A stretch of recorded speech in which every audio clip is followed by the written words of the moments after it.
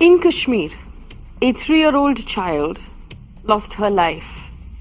The child was crossing a stream, but since there was only one bridge, and that bridge was completely dilapidated, she slipped and fell off the bridge.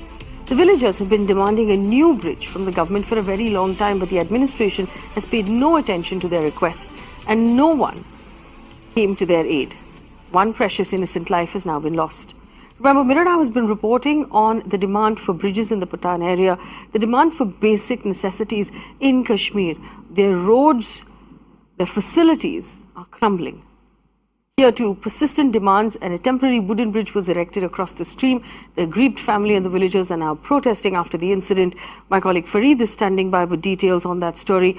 Fareed, this is obviously not the first bridge that has been a problem in Kashmir, and it's unlikely to be the last. Is there a continuous apathy right now from the administration?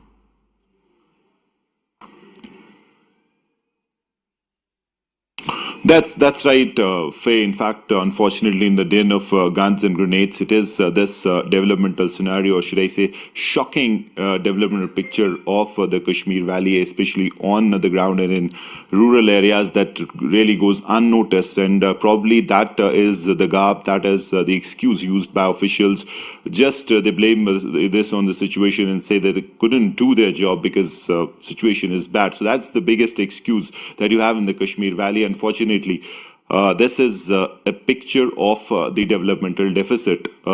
Just look at this, they call it a bridge, but it is no more than a few planks of wood brought together by the villagers themselves and somehow made a walkway to cross the stream. And this, I can tell you safely, is the picture of most of the villages across the Kashmir Valley, rural areas where development has not reached. Now, in a day and age when you talk of smart cities, you talk of Srinagar, Jammu being turned into smart cities along with other states and places across the country.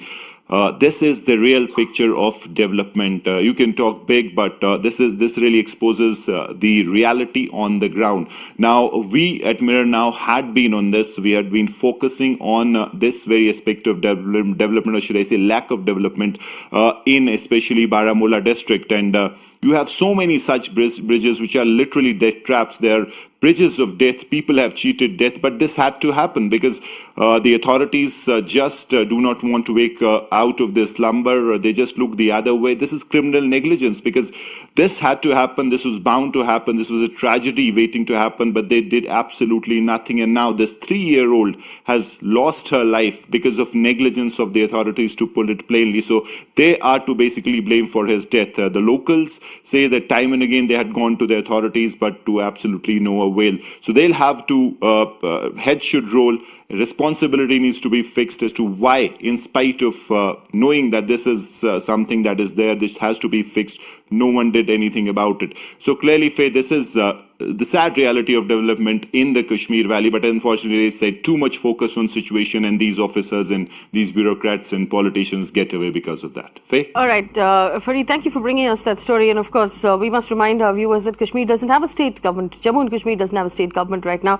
It's a governor's rule, which means it's the administration that's running the state. And there is no excuse. There are no politicians to blame at this point. There is no excuse why the administration has not managed to fix this bridge. It's a simple job to save the life of a 3-year-old and perhaps many others who are put at risk on a regular basis for having to use bridges that are unsafe in this manner.